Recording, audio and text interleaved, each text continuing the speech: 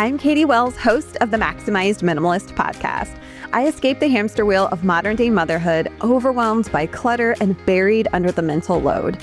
Now I live in a home that feels calm, manageable, and made for real life. I have margin in my days, energy for who matters most, and time for slow mornings and silly dance parties in the kitchen with my family. With over 5 million listens, the show has helped women around the world turn their homes into their happy place. Around here, we simplify for more peace, more presence, and more joy. We choose grace over guilt and progress over perfection. And we believe your home should give back more than it takes. I'm here to help you do the same. Come along with me and my guests as we share the real stories, habits, and strategies that help you lighten the load from the inside out. Pull up a seat, friend, and let's do this together. Ready, set, simplify. Do you ever feel like you're rolling into summer already feeling behind when it comes to your home? Maybe it's the school papers that haven't been sorted. Maybe it's the pool bags and summer stuff that is MIA, and somehow the pantry still has Valentine's Day candy in it. Yeah, I've totally been there too. So today I want to help shift you out of that cycle and into a lighter, calmer, simpler summer. And we're going to walk through 5 specific things you can declutter right now over the next week or so. That is going to make a huge difference. I want to say absolutely for your summer, but even into the new school year and for the rest of the year, you're going to be more peaceful. Your home's going to feel more peaceful, and so are you, and just way more manageable. And here's the thing. In true Katie fashion, we are simplifiers. This isn't about doing some big, quote unquote, perfect, massive overhaul. You don't have to quit your job. You don't have to put the kids in summer camp for a week in order to do these things. These are about micro shifts, low effort, high impact. This is what we do. And this is a great way to create space for the summer you really want to have and you deserve to have. Make sure to stick with me till the end because I'm going to give you one quick win that could really change the entire flow of your summer. It is awesome. Okay, so let's jump in. Number 1, the end of school year dump zone. I have vivid flashbacks of like April and May every single year once my kids were in elementary school. Oh my gosh, this is one of the sneakiest clutter zones because it tends to hit at the end of the school year when you're already tapped out. And it's like the end of year folders, the crafts, the school papers, all the artwork that comes home in their backpacks. And I'm like, what is happening right now? It's all dumped on the kitchen counter or maybe your entryway. And if you're anything like I was, maybe they've been accumulating all winter and all year, school year long, or maybe they migrated into a deal with it later pile. So I want to give you some really doable ways to start processing this paperwork and all these things. I will say the biggest thing that tends to hang up most of us when it comes to what do I do with my kids' artwork from the school year? We just need to make a decision. We have so much information. You have 8 billion options for what to do and how to do it with your kids' artwork. I know because I've been there and I was always like, oh, I need to wait to have every piece of art from their school year and then I can make a photo book. And then I was like, well, there's like 8 or 10 different companies that make photo books. Now I have to research and now I have to price out and now I have to, but I have 2 kids. So now I have to do all this. And I never made the decision. And all the while the piles grew. And next thing I knew, I was like 3 or 4 years, quote unquote, behind. I never even made a photo book until years later, which is still okay. But the point is, make a decision. It doesn't have to be perfect. If you forget a piece of art from 1st grade and your kid's in 4th grade, they're not going to remember. It's okay. If you just decide, hey, you know what? I'm not in a season where photo books feel compelling to me. Maybe you like the idea. Maybe it's at one point I wanted to do this, just like declutter the task if you need to. Maybe you take photos on your phone to simplify the process. So you still have, quote unquote, the memory or the art, but it's not taking up physical space in your house. So make the one decision. What is the next right step? What am I actually feasibly going to do in the season? And I tell you, just making the choice will instantly reduce the emotional weight of it all because the piles come with all the emotion too. Stress, anxiety, I don't know what to do, overwhelm. If you have a lot to go through, commit to just 5 minutes a night. This is exactly how I do it, about 5 minutes a week now because I'm consistent with it. But if it's accumulated and you're overwhelmed, 5 minutes a night, that's all we're asking. You can do anything for 5 minutes, right? Use it as a bedtime wind down, pair it with your evening tea. right? Just make it work, simplify it, reduce the overwhelm, reduce the scope. And here's a bonus tip. If your kids are old enough and, all of our kids have different personalities, some really tend to be, just like us as adults, can be very sentimental.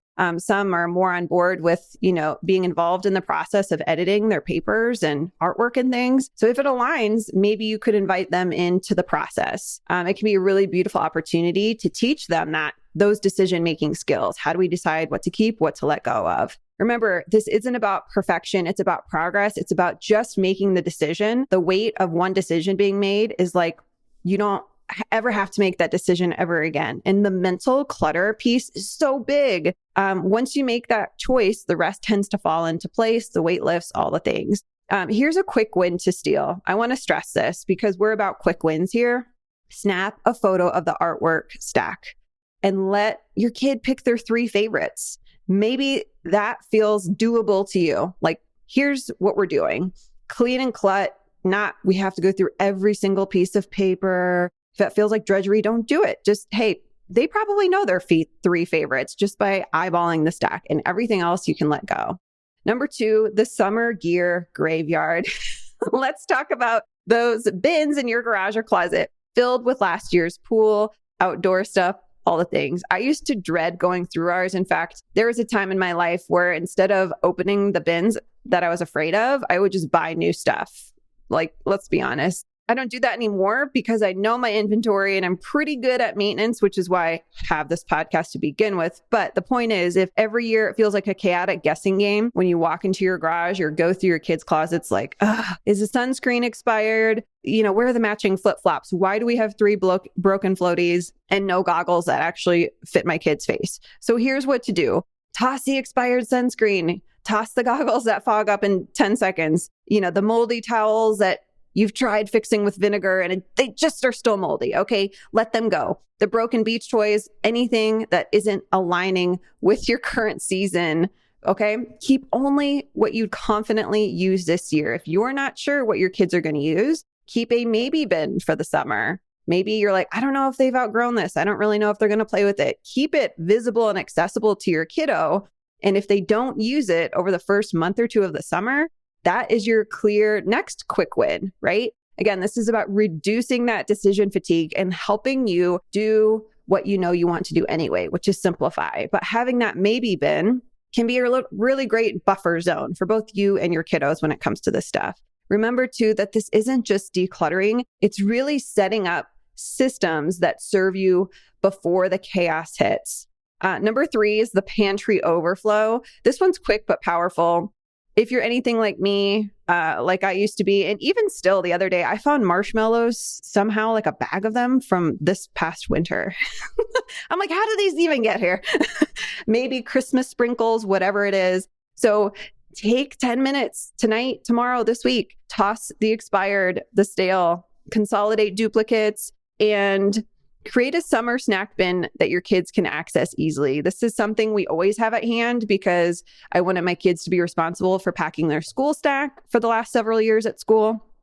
But so if you don't already have something like this in place and your kids are at that age where it makes sense, especially helpful for camps or just like, hey, this is our snack bin and here's where it is, here's how to access it. And also, I think it's important to tell your kids, depending on who they are, their personalities, when they can access that. Because if they're home with you all summer and they have 24/7 access to a snack bin, that could cause some kerfuffles. But the point is, having that in place can just simplify on so many levels and removes one more thing from your plate. The maybe someday summer list. Here's what I mean by this. I think a lot of us plan in our head of everything you think you should do this summer, or you follow some amazing influencer on Instagram who just has it all together. And she's sharing all the incredible summer plans that she's going to be doing. She's going to be starting a raised garden bed and growing her own tomatoes. And you're like, oh, okay, I need to do that. She's going to teach her kids how to cook. Oh, wait, they already know how to cook. Even though they're 3 and 4 and 5, they walk to the grocery store, buy their food, and they're already cooking meals. Let's be honest. I mean, this is Instagram. This is what we see. And she's redoing her deck, right? She's pumping $250,000 into a brand new, amazing deck. And it's just, you're like, okay, I need to do that too. I need an outdoor deck. Or she's like, I'm organizing every closet and I'm doing capsule wardrobe. And I'm like, okay, I should do that too this summer. This is what I used to do constantly. And I'd have the list ready either on paper or in my head. I'm like, oh man, I am not up to speed with how I should be. And I'd have this list. And by July, you know what happens? We're burned out. We're behind. We're hanging on by a thread. So let's reframe it.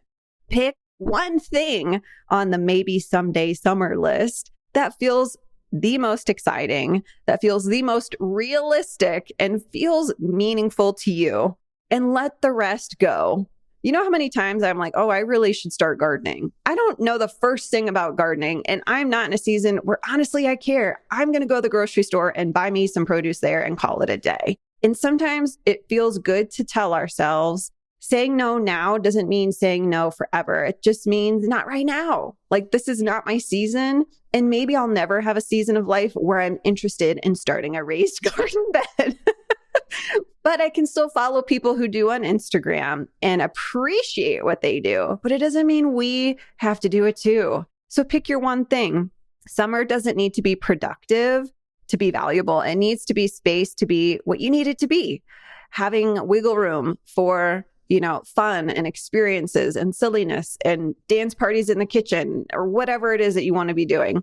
Number 5, the pressure to do summer right.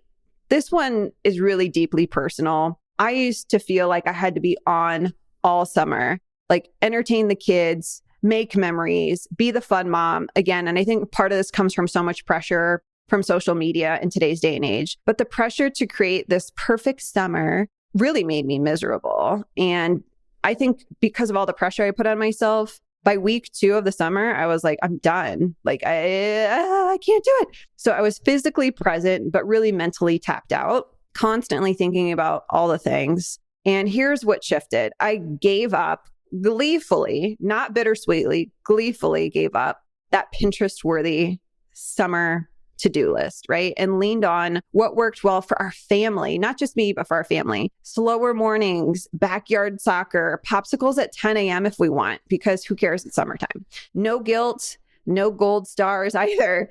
And let this be the summer where you just give yourself permission to chill, be with your family, not perform for them, not feel like you constantly have to entertain.